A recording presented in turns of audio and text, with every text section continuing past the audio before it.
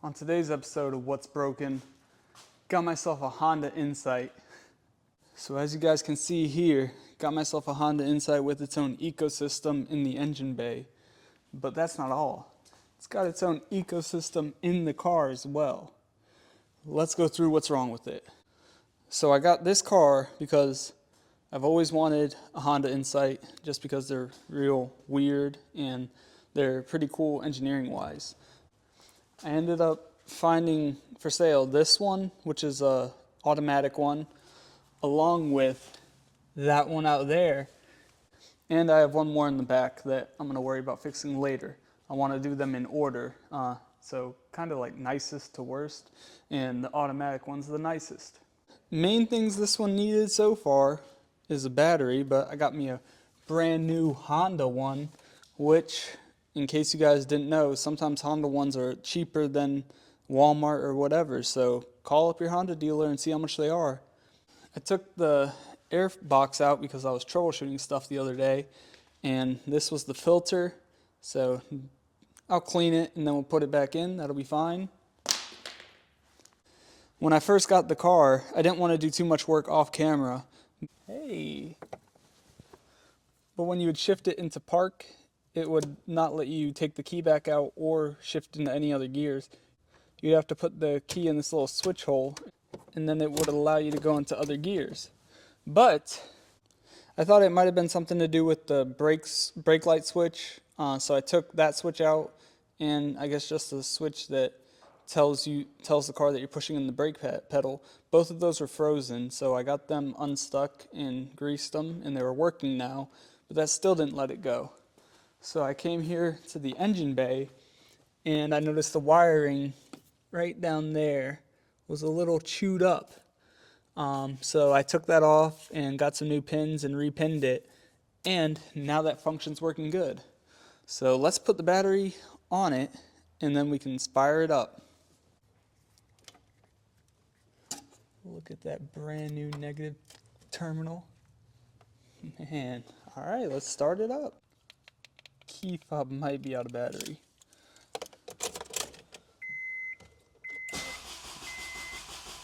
It starts right up. There it goes. Now, what lights do we have on? Okay, wait. Where'd the check engine light go? I know that was on. Come on. That's gotta come on. Battery's bypassed, so that should not come up. Yeah, 45 mpgs. I'm liking the looks of that. What I want to do with this car right now is kind of take it on its first drive. I haven't been able to drive it yet. Guess I should put the shifter back on. It is idling a little high. Let's see if we can't figure that out. What in the vacuum leak? I can hear it. Oh. I can definitely hear it. Where is it? Alright, we'll worry about the vacuum leak later. We got bigger fish to fry. Okay, so I went to drive it so I can power wash the engine bay out and just vacuum it and clean it all up. But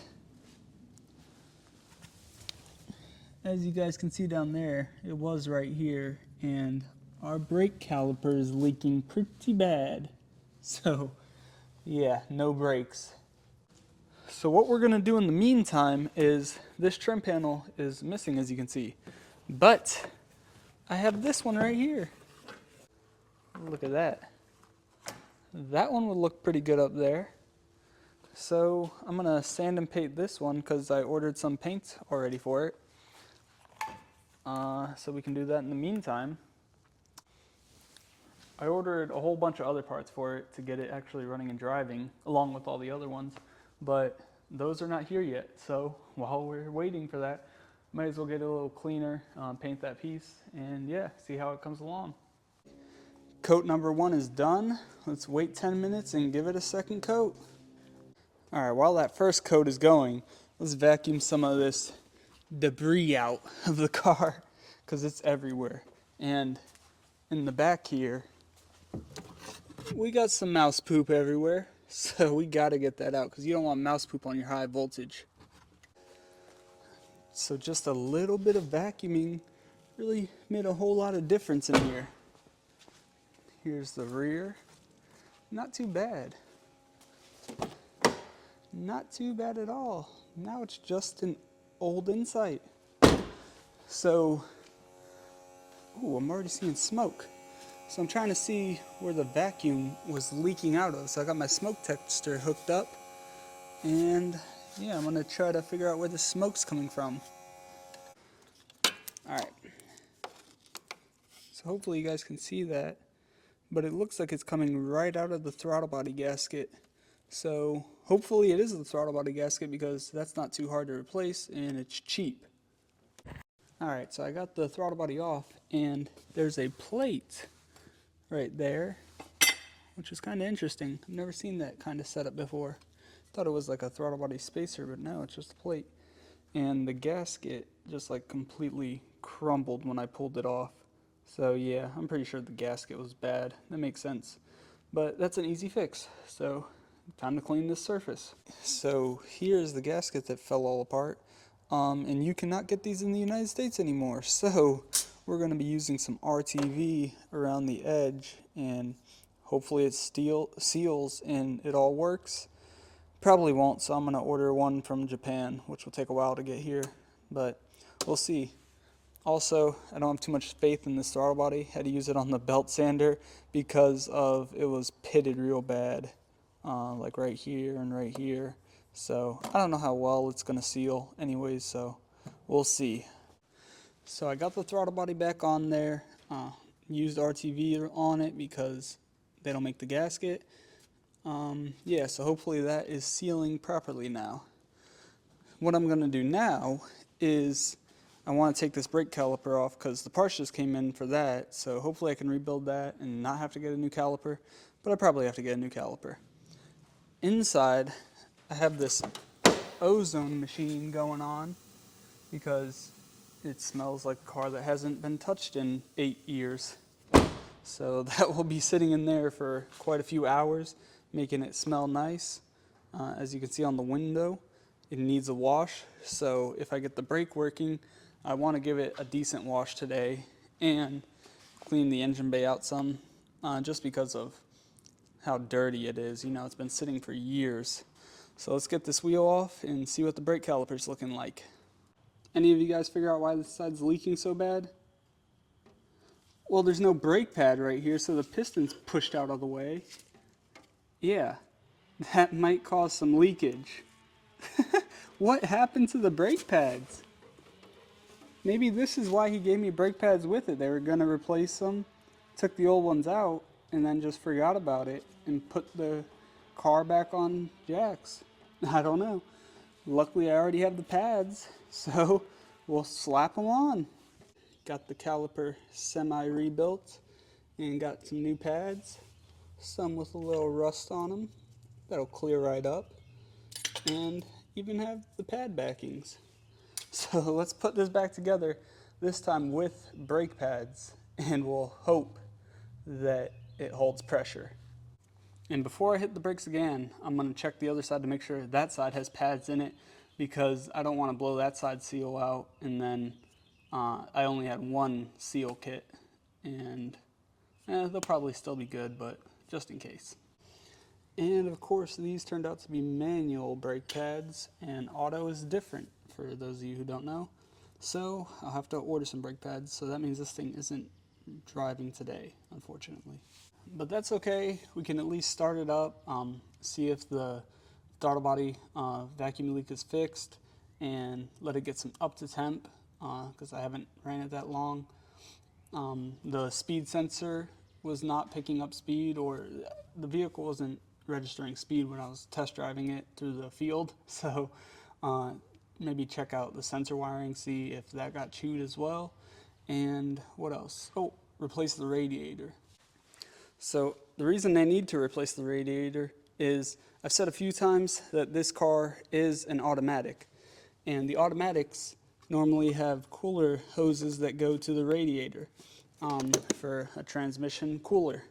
But the previous owner, their radiator went out, so they took the radiator off of that red one right there and they put it in this one, and that one's a manual, so it doesn't have those transmission cooler hookups. So I'm just going to take the one out of this one. I ordered an auto one. And I'll take the one out of this one, put this one back in that one, put the auto one in here. So in the meantime, I put the brake caliper on. No pads. And we'll just set it back down on the ground and work on that. So I figured out why the vehicle speed sensor wasn't working. The rats got to that one too. I should have known because this is that plug for the range selector. So now I gotta find a pigtail. Hopefully I have one that matches this. And yeah, just splice in a new pigtail right here. Because I don't want to repin that. That won't be too fun to repin all the way down there. But let's see what I can find. So I was able to crimp on and repin it a little bit. Hopefully that will be good for my speed sensor. So basically I just have to put this back, but I'll do that after I make sure it's working. First, since I have the intake still semi-off and everything, let's do the radiator. That way this can be done. I can put that back on, put the intake back on, and once I confirm that's good, I can put the air box back in because I got the filters in from Rock Auto. So I got the radiator out, and as you can see, it has the hookups for transmission fluid or CVT fluid. So I'm an idiot, but that's okay because this one's looking real rough. I guess I could flush it out, but this is the nicest of the cars, so that one was $56. Might as well throw it in. Throw this one in one of the rougher cars, or just replace it because it was $56. But need to get the fan off of it and swapped into that one, and then put it back in. Entire radiator assembly is back in, looking pretty good, ready to put coolant in. Underneath here got hoses ran, got oil in it, got coolant in it. Now it is ready to start. I just need the keys. The ozone generator has definitely been doing something. Kind of smells like a pool. All right.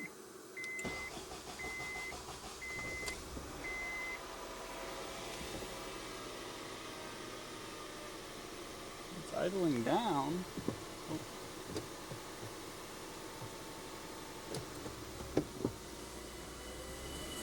Oh, there goes that.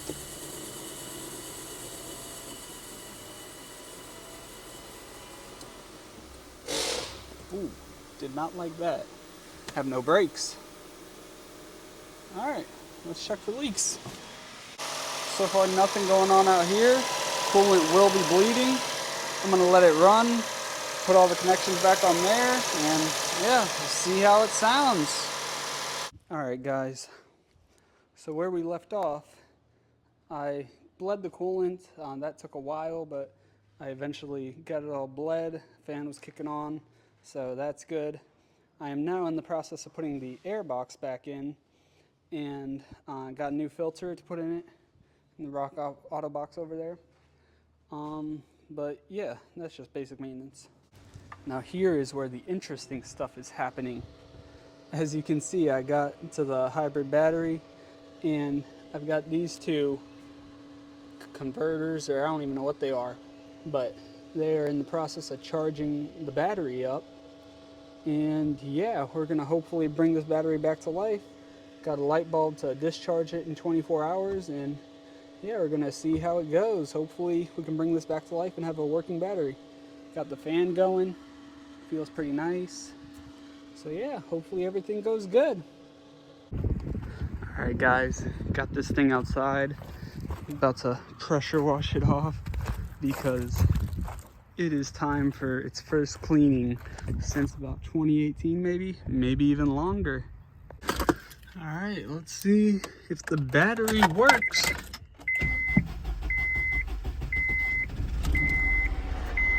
Oh, it started. Need some gas. I should really put something in it. Come on, battery. Ooh, the fan just clicked on back there. That's a good sign. Come on, battery, do something. That might be a bad sign. Who knows? But please do something, battery.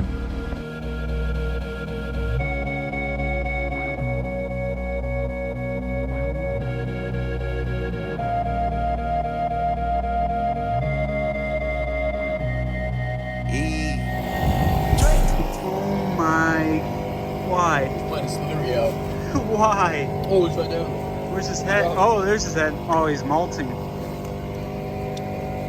Why? This is probably the same one. Yeah. Come on, man. Oh. Oh, you gotta play Get out of my car.